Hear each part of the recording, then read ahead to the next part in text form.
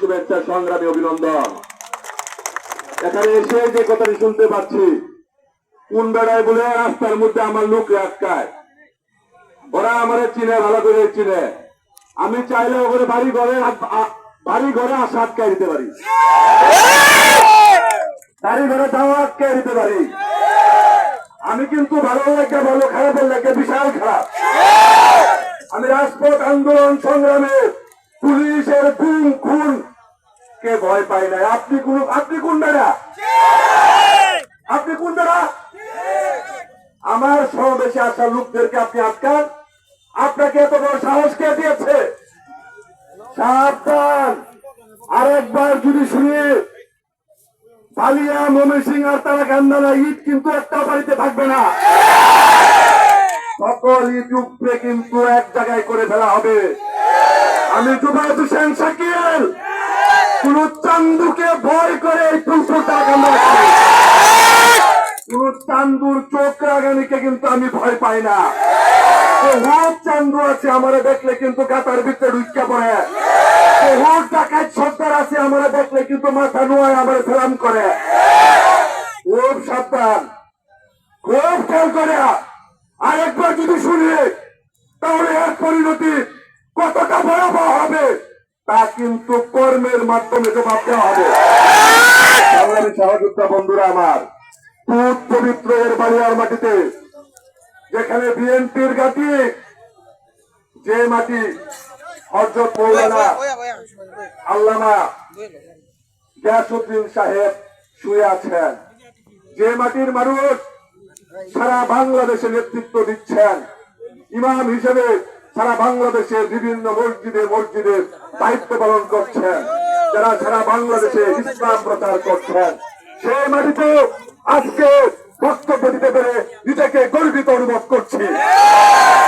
সেই সাথে এই বালিয়ার মাটিতে যে কথাটি বলতে চাই, সে কথাটি হচ্ছে, যারা তাদের রাজনীতি করেছে, যারা বিএনপির নাম ধরে আওয়ামী লীগের রাজনীতি করেছে, যারা আওয়ামী লীগের আমলে যে সকল বিএনপি আওয়ামী লীগের কাছ থেকে সুযোগ সুবিধা নিয়েছে, তারা এখন আওয়ামী লীগকে সুযোগ সুবিধা দেওয়ার জন্য সত্যিকারের দলপ্রেমীদেরকে সমাবেশে আসতে বাধাগ্রস্ত করছে। বালিয়ার এই স্কুল মাঠ থেকে আমি বলতে চাই, ফুলপুরের মাটিতে কোন আওয়ামী সন্ত্রাসীর ঠাঁই নেই। কেউ যদি মনে করেন লেজুর ভিত্তি করে বিএনপি নেতার কাঁধে পাড়া দিয়ে আপনারা পার পেয়ে যাবেন, বালিয়ার এই পাক পবিত্র মাটি থেকে বলছি, কোন আওয়ামী লীগ এই ফুলপুরের মাটিতে পা পাবে না। আমরা যতদিন জাতীয়তাবাদী আদর্শের সৈনিকরা এই বাংলার মাটিতে বেঁচে থাকবো, ততদিন এই বাংলাদেশের মাটিতে আর কোন আওয়ামী লীগ মাথা চাড়া দিয়ে উঠতে পারবে না। আরেক শ্রেণীর নেতা আছে, তাদের বক্তব্য হলো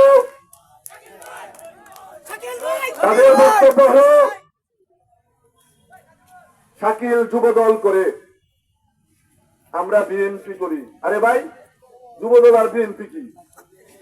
আমি বুঝলাম না। যুবদল কি খালেদা জিয়ার নাম করে না, নাকি বিএনপি তার এক রকমের নাম বলে না?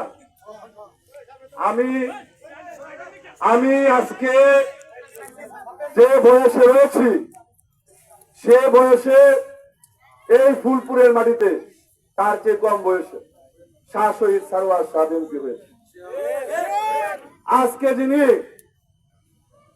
মাথার চুলকায় বুঝতাওয়া বলে শাকিলের বয়স হয় নাই, আমি নাম ধরে বলছি, 15 ফেব্রুয়ারিতে উনি যখন এমপি হয়েছিলেন তখন তার বয়স আমার থেকে কম ছিল। এবং অন্যরা যারা রয়েছেন, যারা ইতিমধ্যে যদিও আওয়ামী লীগের মদত পুষ্ট হয়ে উপজেলার চেয়ারম্যান হয়েছেন, তারা যখন চেয়ারম্যান হয়েছিলেন তখনও তাদের বয়স আমার চাইতে কম ছিল। আমি এখনো কোনো নির্বাচনী পরীক্ষায় আসি নাই, আমি রাজপথের পরীক্ষায় এসেছি, আমি রাজপথের পরীক্ষা দিয়েছি। আমি জানি না কতটুকু ভালো করেছি।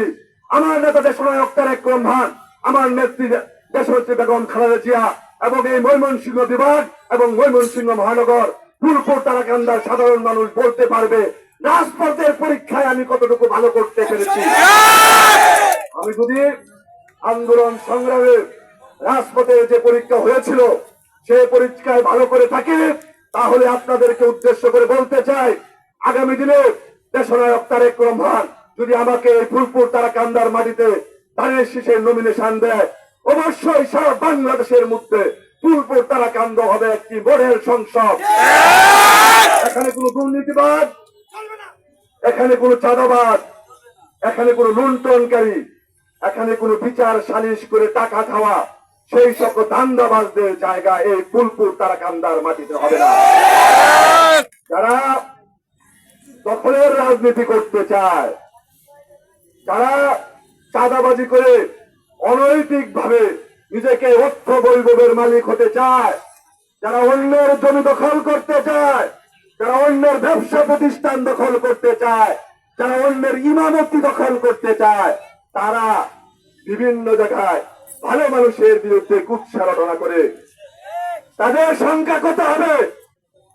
ফুলপুর তারাকান্দা মিলে যারা 5 তারিখ পরবর্তী সময়ে বিএনপি আকাশচুম্বী জনপ্রিয়তাকে ধ্বংস করার লক্ষ্যে বিভিন্ন জায়গায় চাঁদাবাজি করেছে, লুণ্ঠন করেছে, খুন করেছে, ডাকাতি করেছে এবং জমি দখল করেছে। আমার ব্যবসা প্রতিষ্ঠান, বিভিন্ন ভাইয়ের ব্যবসা প্রতিষ্ঠান থেকে ডাকাতি করেছে। তাদের সংখ্যা সারা ফুলপুর গুনলে 100-র উপরে হবে না। তাদের উদ্দেশ্যে বলতে চাই, নেতা বলে আমার যাওয়ার দরকার নাই। আপনার মতো চাঁদাবাজ নেতার কাছে আমি যাব না। আমি জনতার কর্মী, আমি জনতার মাঝেই থাকবো। দেশনায়ক তারেক রহমান আমাদেরকে যে দিক নির্দেশনা দিয়েছেন এবং আগামীতে যে দিক নির্দেশনা দিবেন, সেই দিক নির্দেশনা অত্যন্ত সফল করে করার জন্য রাজপথে জনগণকে সাথে নিয়ে থাকবো। কোন চাঁদাবাজ, কোন দান্দাবাজ, কোন ডাকাত, কোন লুণ্ঠনকারীকে রাজপথে থাকতে দেব না ইনশাআল্লাহ। সহযোদ্ধা বন্ধুরা, এক শ্রেণীর মানুষ আছে যারা কাজই হইল কুৎসারটনা করা। আপনার দাদার নামে বলবে,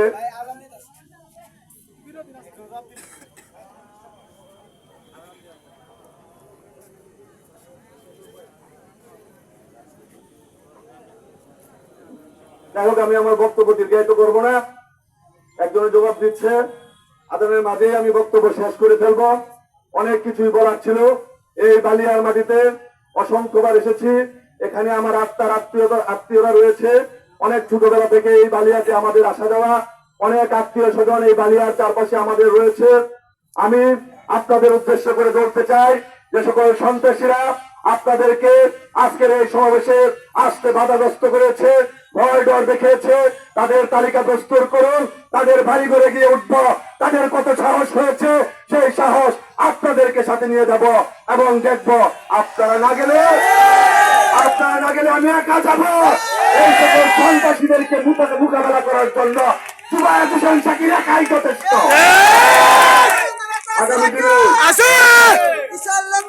আগামী দিনে আবার বাড়িয়ে আসবো। তালিকা প্রস্তুত করুন। যারা ভয়